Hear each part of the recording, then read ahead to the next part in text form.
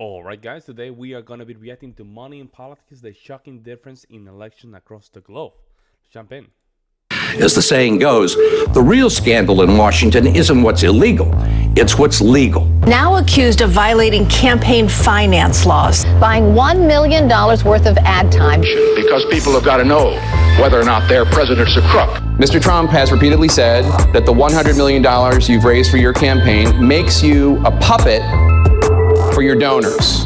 Are you? No, absolutely not. Like it or not, it takes money to make it in politics. And that number is rising at meteoric levels in the United States. While it's difficult to get a hard number, it's estimated that political spending in the 2020 election totaled nearly $14.4 billion, more than doubling the total cost of the record-breaking 2016 presidential election cycle. But when we put that number in, I think this year was way too high. When was this? 1 year ago. This year was much more. Into an international perspective, well, that's when things really get interesting. In the United Kingdom, then Prime Minister Boris Johnson's Conservative Party spent £16 million on the 2019 campaign that handed them a majority in Parliament, about $18.9 million based on today's exchange rate. That's less than the amount Democrats and Republicans spent on the 21st Congressional District in Texas, where Representative Chip Roy held off a challenge from former state senator Wendy Davis. And in Germany, this was Angela Merkel's ad in 2013. Her only one. It aired 156 times across all of German television, while in the US, 87 times as many ads aired in about the same window of time during just one game show, Wheel of Fortune. So where does all of that money come from? How much of political election spending is regulated across the globe? And how much of that spending is untraceable in the growing and ever elusive fundraising known as dark money? Crazy. In Kamala Harris alone, this election, she raised over $1 billion. Guess what? She was $20 million in debt. So after the election, she literally needed to raise more money to cover her debt, and they still owe money. I don't think they're gonna make it. They still owe money.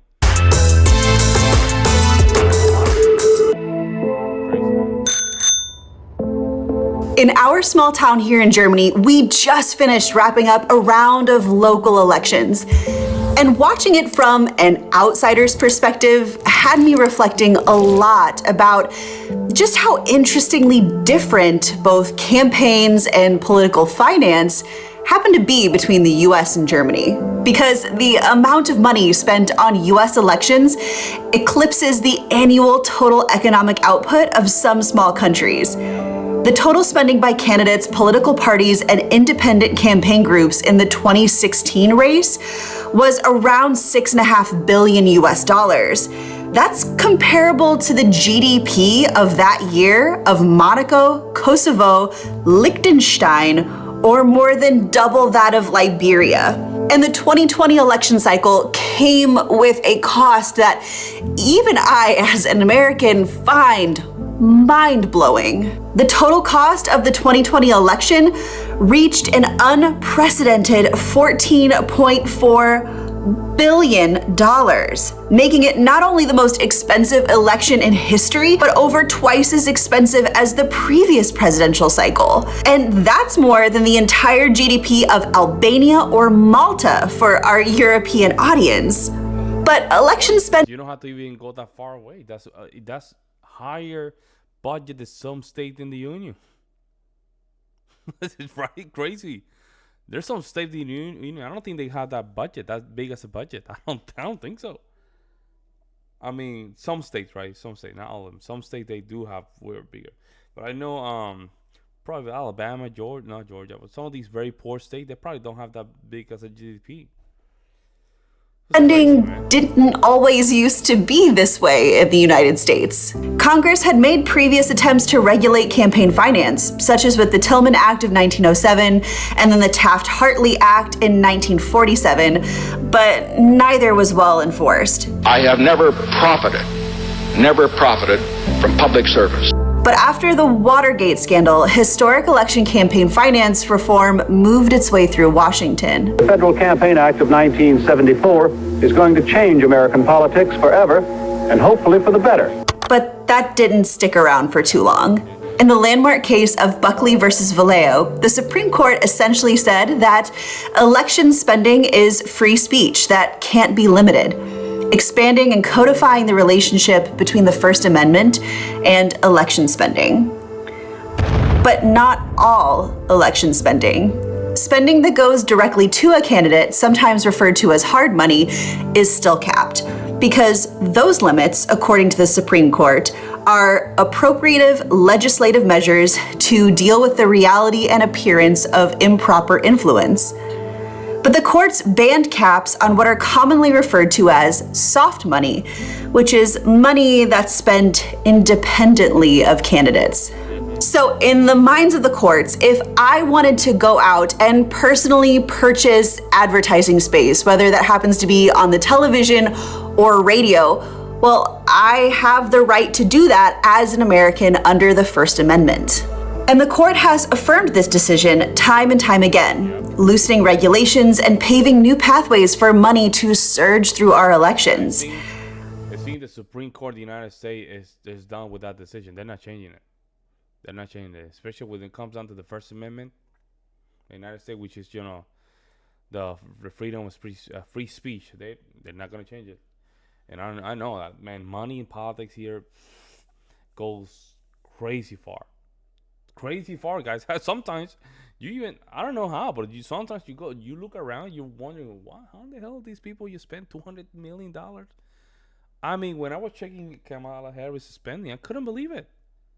I could not believe it. They were spending money on artists too. They were spending a lot of money on artists, right? A lot of money on artists. So, in artists alone, I think they reached over $400 million. I'm not sure. But some of those pathways are a little bit shadier than others. But I'm getting a little bit ahead of myself here.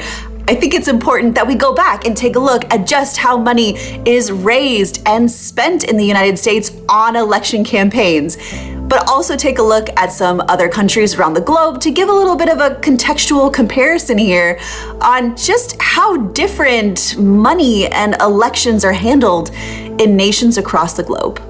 Hey guys, before we dive deeper into today's video on election spending and campaign financing, I wanted to end quickly. A lot of countries around the world have caps on how much you can spend in an election. And some countries, such as France, have laws which stipulate that major presidential candidates cannot spend more than 22.5 million euros, around $25 million on their campaign. But in France, they take it one step further. Not only does this law limit the total amount that a presidential candidate may raise and spend, but the government reimburses nearly half of campaign expenditures, meaning that in reality, only about half of campaign finance funds actually come from private donations. So why do we see such a stark difference between money and politics when in reality, France and the United States share a lot of the same democratic values?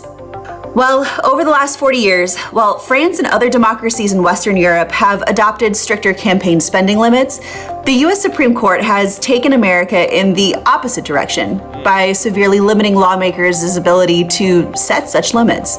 As I talked about in the last section, the court's rationale is that money is speech, and limits on money in our democracy for any reason other than to prevent the crime of bribery violate the First Amendment's free speech clause. Recently, the court in FEC versus Ted Cruz for Senate doubled down on its longstanding position. Writing for the majority, Chief Justice John Roberts struck down a limitation on donors paying off a winning candidate's personal loans to their campaign. It makes sense because then how do you think about this, guys? But this is, I know money's a problem, but think about this. What about inflation? In 10 or 20 years, inflation is going to be very high, right? It's going to be much higher. you don't think that 22 euro is gonna be enough to hold a campaign election in Europe? Do you guys think so? So you have to codify the law. You see what I'm saying? You have to codify now the law. Then that $22 million, 22 euros, right? It's not gonna be the same. So I don't know if the court is just seeing it like that. I don't know. A practice long considered a high risk for influencing peddling because it had the impermissible objective of simply limiting the amount of money in politics. In other words, the Supreme Court doesn't really care if our political system is awash with money, giving wealthy people an advantage over ordinary citizens because, hey, we have free speech. But over in France, limiting money in politics and free speech are not mutually exclusive. The French believe strongly that candidates and citizens have a right to speak to voters. The roughly 25 million campaign spending cap isn't exactly pocket change, but they do believe just as strongly in creating as level of a playing field as possible for candidates and ideas. In other words, money creates an advantage, which must be limited. But here's the thing. The court's decades-long perversion of the First Amendment's free speech clause ultimately gives Americans with the most money a constitutionally sanctioned advantage in our political system. As a result, many scholars argue that the US is on a fast track towards becoming a plutocracy. No, I disagree with that. During the Democratic primaries, right, guys, for you guys to understand, Bloomberg was the guy that was running for the Democratic primaries. He spent the most money in advertisement. And he was not even fifth place. Hillary Clinton spent more money than Trump. She didn't win.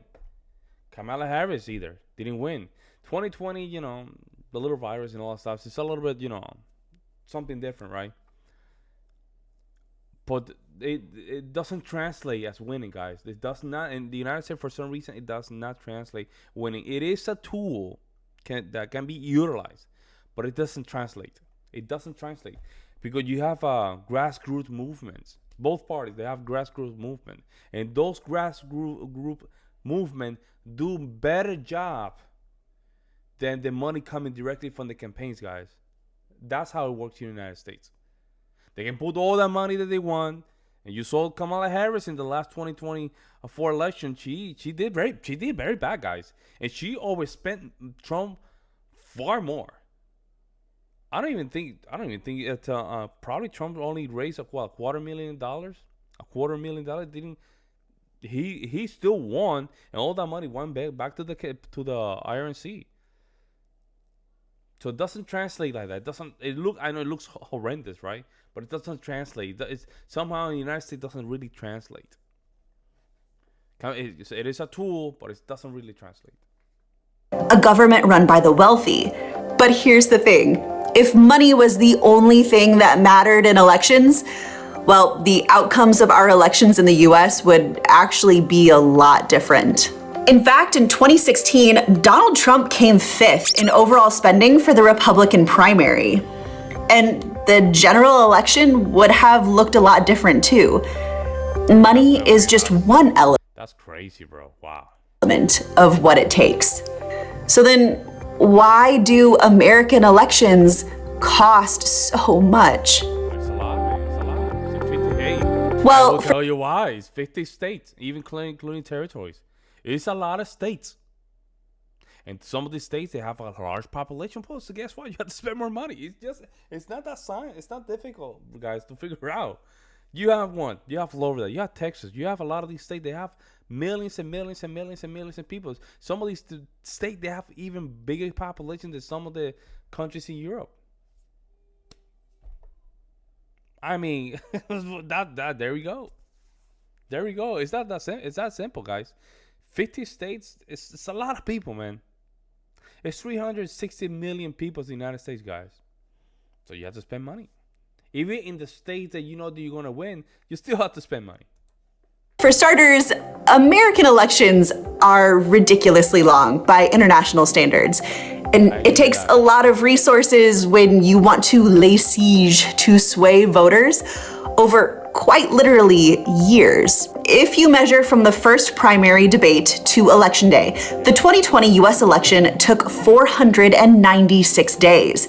That's equivalent to about 12 German elections, or 24 French elections, or 41 Japanese elections. And although our next presidential election isn't until November of 2024, a little less than 2 years from now, 4 Republicans have already officially thrown their hat into the race. So it probably comes as no surprise, at least to our fellow American voters, that political burnout is higher than ever before. Good evening, I'm David Walker. And I'm Lois Hart. Now here's the news. The launch of CNN in 1980 is often cited as the beginning of the 24-hour news cycle. And in the 40 years since, the rise of social media has brought news to readers as it happens. Considering the non-stop coverage of American politics and the prevalence of social media, well, obviously it's probably going to overwhelm viewers and influence voter turnout.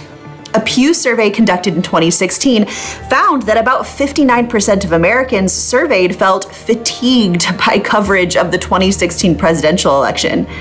And when they repeated the study in 2019, it actually grew to 66%. But honestly, what I think is probably just as exhausting as the length of our elections in the United States is, quite frankly, just the non-stop bickering that seems to happen between our political candidates during that entire length of time. Oh, beautiful for spacious skies, for amber waves of grain.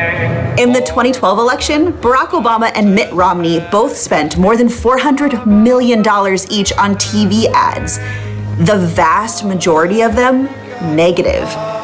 But in Germany, there are largely no attack ads because in post-reunification in German culture, the attacker would probably turn out to be the loser.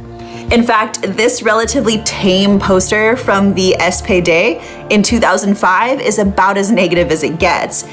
Each party creates just one 90-second ad for the entire election, and the number of times it airs on TV is proportional to the number of votes the party garnered in the last election. For smaller parties like Die Linke, this would mean that they air it about 4 times on each of the 2 major channels. To be fair, parties can buy additional spots on private television channels, but their limited campaign budgets keep them from spending anywhere close to the levels of US candidates. So, given the cost of running TV ads, German political parties and candidates honestly spend a lot more of their money putting up posters and billboards around the country in the run-up to an election. As a result, the party's resources are highly concentrated into just the last few weeks before Election Day, known as the heiße Phase, or hot phase. Local and state laws in Germany allow parties to put up campaign billboards and posters starting, again, just a few weeks before the election. And these state laws also limit the length and duration of radio and TV ads to just 1 month before the election, shortening the length of the campaign. In short, this means that German political parties and candidates spend far, far less on their campaigns just in general compared to the US. But as someone who watches all of this play out, honestly, I find it personally really refreshing.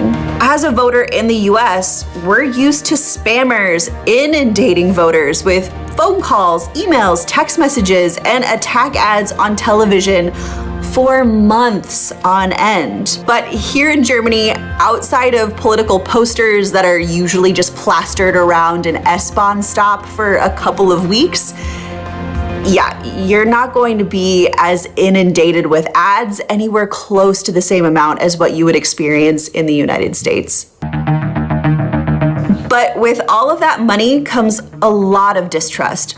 According to a 2014 Ipsos poll, 93% of Americans responded yes to the question, do politicians listen more to donors than regular that's a high number, guys. That's a very high number. Voters. And while the numbers aren't quite as staggering, voters across the globe are also starting to become more skeptical of their politicians' motivations. Take the United Kingdom, for example. In 1994, just 1 in 3 British people saw politicians as merely out for themselves. But by 2014, that number was 48%. And by 2021, that number climbed to 63%. Meaning that almost 2 in 3 Brits now see politicians as serving their own self-interest more than their constituents. And a belief that politicians are out of touch also appears to be common amongst other OECD peers. Roughly half or more say elected officials don't care what ordinary people think. But that's what politicians are, man. I mean, that's what politicians are. They're sleazy. And you know what's crazy in the United States, man? And I think this is kind of weird for me to say, but bro, some of these politicians, they look like they being groomed to just be this kind of character that you don't believe. I mean, these people are just so weird. They always have a weird past, guys. They always have a weird past. For some reason, they always have a weird past. Hong Kong, Russia. You know what I'm saying? It's like, man, where are these people coming from? I personally think that it's just some CIA stuff. You know what I'm saying? I don't want to get into it, but I'm not gonna leave it like that. Interestingly, this is less so in Germany, where the share of the public who believe elected officials do care has actually increased since 2018. But there is a critical difference when it comes to American distrust and British distrust, whether that's in relation to politicians' motivations or the role that money plays in politics. And that's regulation. In the UK, there are no limits on how much individuals and groups can contribute to candidates or parties. However, there are strict limits on what candidates and parties can spend. In the year before an election, political parties running candidates in Great Britain's 632 constituencies can spend about £19 million each. Candidates themselves can spend based on how many electors there are in a constituency and whether they're urban or rural. So during the campaign for the UK's 2017 general election, political parties, candidates, and non-party campaigners spent around 40 million. And while that sounds like a lot, it's a fraction of what is spent in the United States. Just 1 year prior, in the 2016 presidential election cycle, Senate and House candidates, political parties, and outside interest groups spent a whopping $6.5 billion trying to influence federal elections.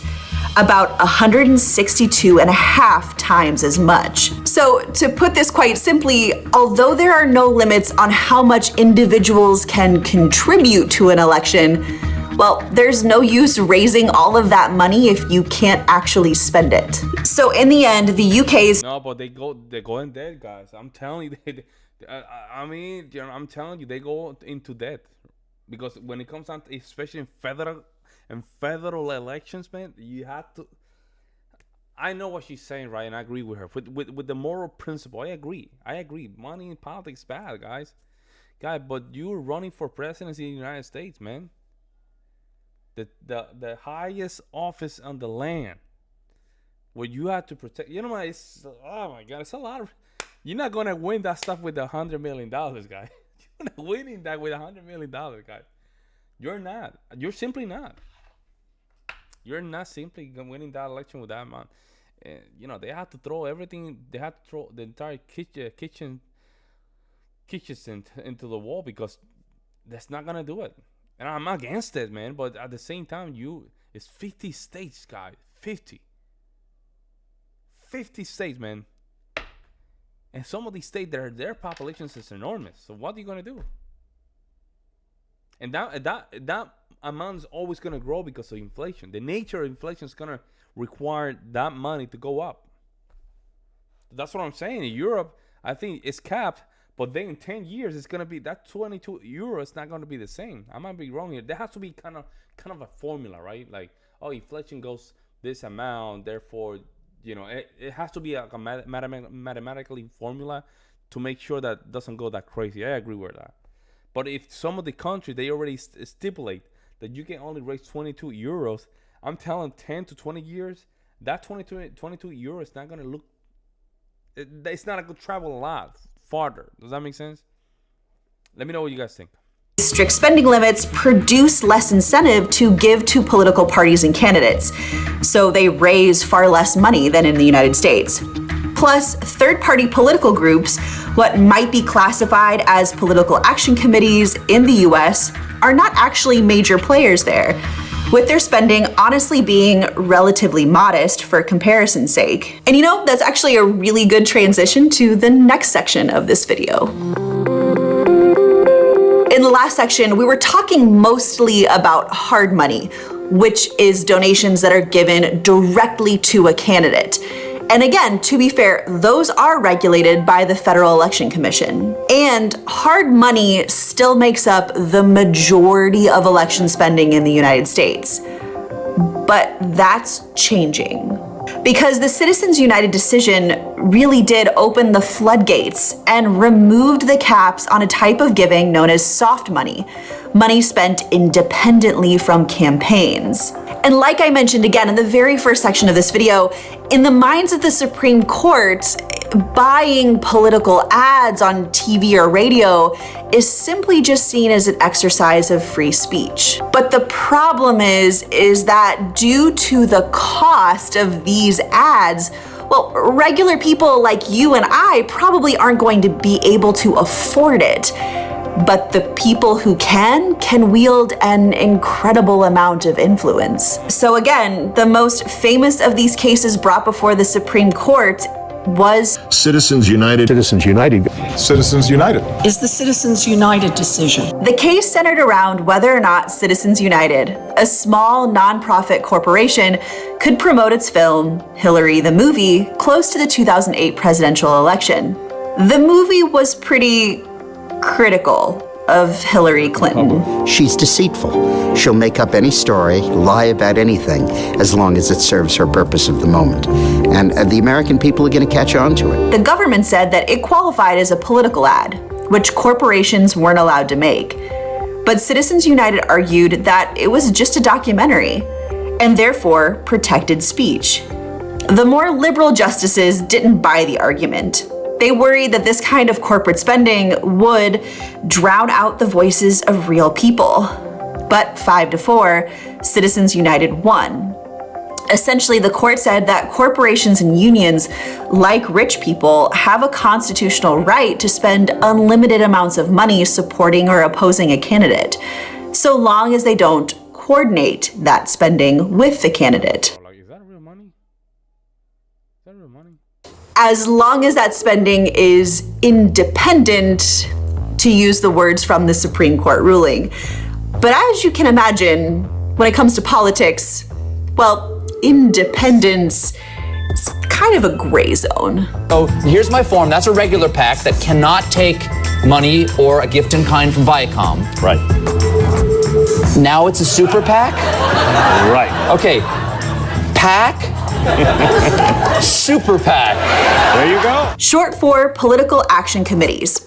And while they're legally not supposed to work directly with the candidate, well, just take a look at this super PAC ad for Joe Biden that was just released last week, who technically hasn't even officially announced that he's running for re-election. When Joe Biden is working for our part of Michigan, we should stand beside him to finish the job. It certainly looks like they were working with him, but he technically didn't. Neither did any of these Democrat or Republican candidates in super PAC ads, even though they look a whole lot like campaign ads. For example, former Ohio Governor John Kasich, who ran for the Republican presidential nomination in 2016, said that he simply just filmed his ads before he was officially a candidate. And Ted Cruz's super PAC was able to get this footage. He looks kind of weird right now. Of him walking around a factory, spending time with his family in private, because the Cruz campaign dumped 15 hours of quote-unquote free footage online. But super PACs aren't the only source of online spending. There are also political nonprofits, which unlike super PACs, don't have to disclose their donors. Many of them, like Planned Parenthood and the NRA, have been around for decades, and they generally don't hide what they're about. But that's not true for these other groups. Just a handful of political nonprofits that sprung up after the Citizens United decision, so-called dark money groups. So the way that dark money becomes dark is if you have a political spender, but they don't want to actually give the money in their own name. They'll likely first set up a corporation, and then that corporation will then give the money to an opaque nonprofit. And they'll name it something very innocent sounding, like Americans for Health Advocacy. So it sounds relatively... Yeah, that's a name. Yeah, that's a name that you will probably like see in some of these super PACs. That's true. Relatively professional and neutral on its surface. But then they'll put $1 million into an ad that says, guaranteeing healthcare is the worst thing that can happen to your freedom. It'll take away all of the care that you have. And there's no fact checking. There doesn't even have to be any evidence to back up their claim. It's just an exercise of free speech that happens to be on everyone's television. Free speech, free speech. Free speech is free speech, man. It even protects lives, man. I think defamation is the only crest line because it's affect the livelihood of some people, right? For free speech is even you have to, because you cannot. Okay, it might sound like a lie now, right? But you don't know in the future if that person was telling the truth, right? Think about it. You can say, okay, you can say the government is just putting chemicals in the plants, right? And they can tell you, no, you're lying. You're a liar. You're a liar. You're, no, I'm not lying. Happens to be years pass by and the government's actually putting chemicals in our food. In plants and stuff like that. That's why the freedom of speech is protected by the First Amendment, right? There should be no one way or the other, right? Should allow speech to happen. Of course, there's some exclusion, like if you say there's gonna be fire in the building, I'm gonna delete somebody, right? Because that's call for action. Like the deleting, I want to delete somebody. It's call for action. Those are the things that, based on the Supreme Court, is established. I don't think that's freedom of speech because it's calling for action. And defamation, what happened with defamation is basically calling for actions, right? But some people, they don't even go to court. They just say, well, you can defame me all you want. I'm going to prove you wrong, and they prove them wrong. For some people, they go to court for it, And those dark money groups can also donate to super PACs. But in France, for example, corporate and trade union contributions are completely illegal. The US, like France, has disclosure requirements so the public can see who is funding campaigns. But there's a gaping loophole in US law due to our tolerance of corporate donations. Like we just explored, ultra-wealthy donors can easily hide contributions behind the veil of political purpose nonprofit corporations. It's why in 2020, only 30% of outside spending came from groups that actually fully disclose their donors. In short, we simply don't know who's actually funding many campaigns that occur in the United States. And that's drastically different than what happens in other countries. Take Germany again as an example.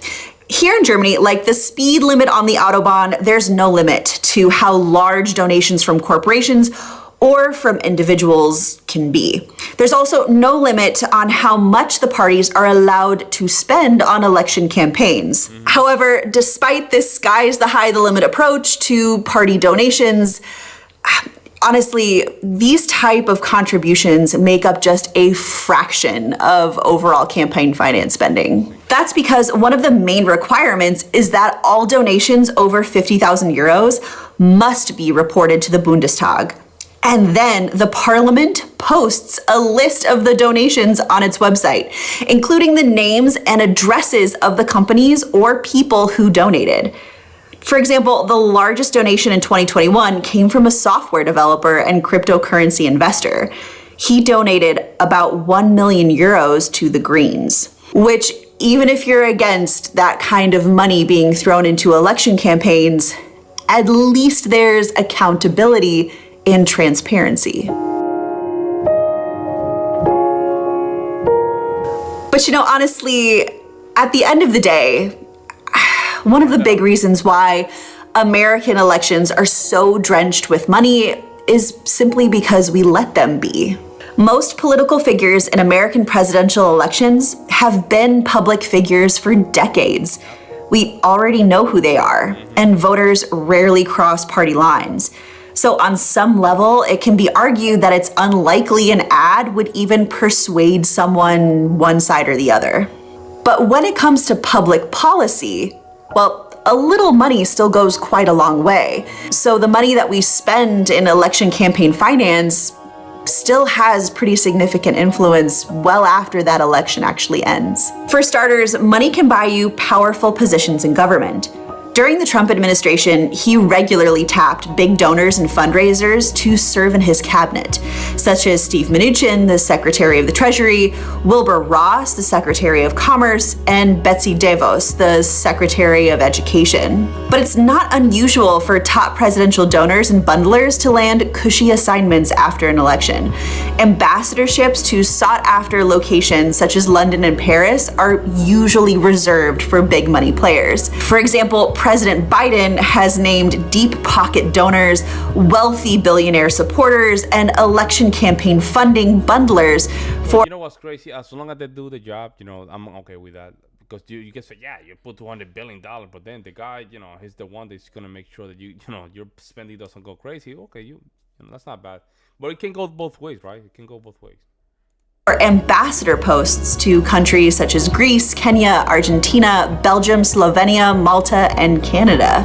But the second thing that money can buy you is influence on public policy itself. You see, when a lot of people think about dark money, it's often a kind of cartoonish quid pro quo or gangster-like relationship that comes to mind. When a donor sees a bill they don't like, they call up their bot congressman and say, "Shut that down." But the reality is that Congress operates in a lot more of a subversive and complicated way. These donors and advocacy groups will hire academics. They'll pay them to conduct biased studies, and they'll deliver presentations to congressional hearings financed by people that have a very specific outcome in mind, like this one on climate change. Presented by two think tanks, the Heritage Foundation and the Cato Institute, both of which have received millions of dollars from the oil and gas industry. But it even goes further than that. Take the Affordable Care Act, or Obamacare, for example. Like all major laws, it went through an intense revision process. For weeks, the public submitted suggestions and lawmakers drafted and redrafted amendments. And when the final bill was revealed, a researcher used a program similar to what college professors use to check for plagiarism, to see which comments had made the final cut. It turned out if you hosted a fundraiser for one of the bill's writers, the odds your suggestion made it in more than tripled. Because again, our elected leaders, whether they sit in the White House or in Congress, they spend a lot of time fundraising for their campaign. But that money they raise doesn't simply end when the ballot box closes, but follows them into the workplace and very much shapes the way that modern legislation is drafted. That's true. And the end of the game, that's what it is, man. Yeah. All right, guys. So, I would love to hear good commentary from her. Very good commentary. Let me know what you guys think in the comment section below. I think, there's nothing. There has to be a way we can just cut some of the fat, right? Some of the cut, because there's laws that are against, giving money to politicians, certain amount. So there's a lot of laws where somehow these people. The thing about United States have a problem. It's the problem of the greedy lawyer. It's the greedy lawyer. The job of the lawyer is always look for the loopholes in law. And we have so many greedy lawyers. And they always trying to look for ways to do things. And the thing about the courts is, this is funny to say, man, but the courts say, here in the United States, they just go by the book. If you were not supposed to spend $50,000, right? You're not supposed to spend $50,000, but you spend $49,999, right? The court is gonna say, yeah, you know what, you're okay. You know what I'm saying? Like, there's some things like, oh, they will go. If the law said you're not supposed to be spending $50,000 and then you put $51,000, some of these court will go, well, it's not $50,000. I guess it's okay. So it's a lot of that kind of weird stuff going on. Some of our legislative branches, judicial branches, I will say. But let me know what you guys think in the comment section below. I'd love to hear you guys' opinion. In the meantime, guys, I'll see you in the next one.